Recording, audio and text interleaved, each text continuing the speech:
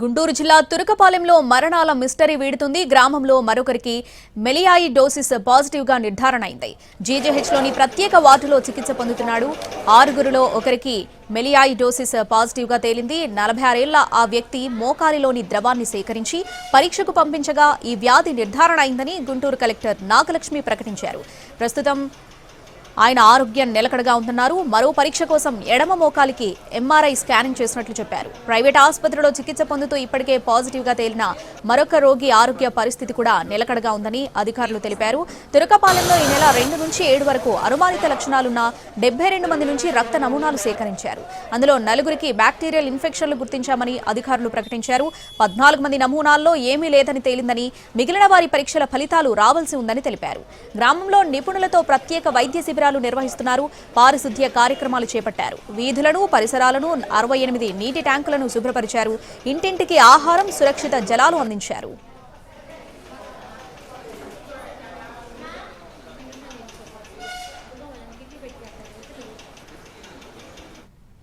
గ్రామస్తులకు రక్షిత తాగునీటిని సరఫరా చేస్తున్నారు.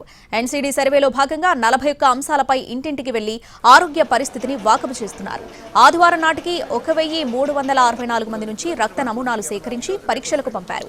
కేంద్ర వైద్య ఆరోగ్య శాఖకు చెందిన ఐఏఎస్ అధికారి ఆధ్వర్యంలో ఐసీఎంఆర్ నుంచి నిపుణుల బృందం గ్రామాన్ని సందర్శించనుంది.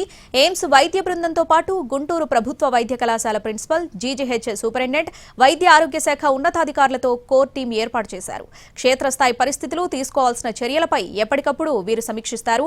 గ్రామస్తుల హెల్త్ ప్రొఫైల్స్ సిద్ధం చేసేందుకు కసరత్తు చేస్తున్నారు అధికారులు.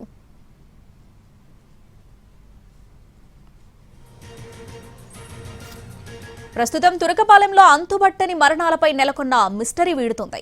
ఈ మరణాలకు ప్రధానంగా మెలియాయిడోసిస్ కారణమని వైద్య వర్గాలు మొదటి నుంచి అనుమానిస్తున్నాయి.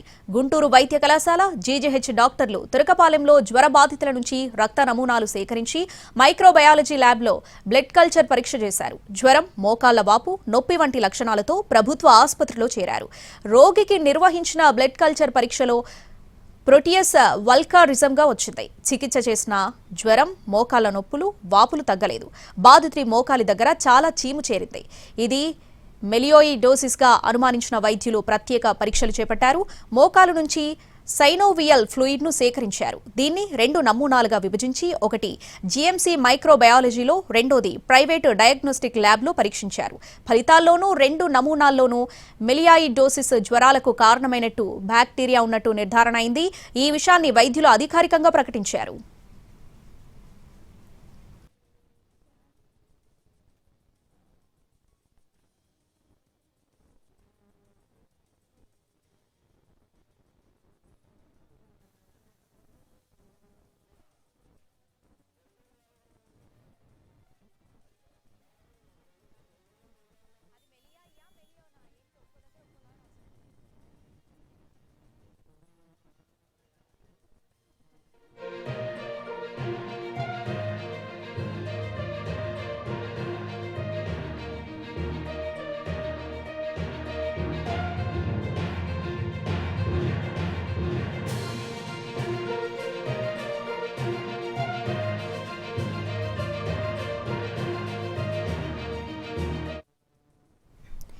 అయితే తురకపాలెంలో మెలియాయిడోసిస్ కేసులున్నా ఆ ప్రభావంతో మృతి చెందింది ఒక్కరేనని జిల్లా వైద్యాధికారులు తేల్చారు. తురకపాలెం గ్రామానికి ఇవాళ ఢిల్లీ నుంచి ఐసీఆర్ బృందం రానుంది. గ్రామంలో మట్టి నమూనాలు సేకరించనున్నారు శాస్త్రవేత్తలు. Indian council of agriculture research సైంటిస్టులు వరుస మరణాల గుట్టు తేల్చే పనిలో పడ్డారు. గ్రామంలో 5 నెలల్లోనే 30 మంది మరణించారు. జ్వరంతో ఆసుపత్రిలో చేరడం, చికిత్స పొందుతూ మరణించడంతో స్థానికుల్లో తీవ్ర భయాందోళనలు నెలకొన్నాయి. తురకపాలెంలో మరణాలను నివారించేందుకు సీఎం చంద్రబాబు ఇచ్చిన ఆదేశాలతో వైద్య ఆరోగ్యం, రెవెన్యూ, పంచాయతీరాజ్ శాఖ అధికారులు గ్రామానికి వెళ్లారు.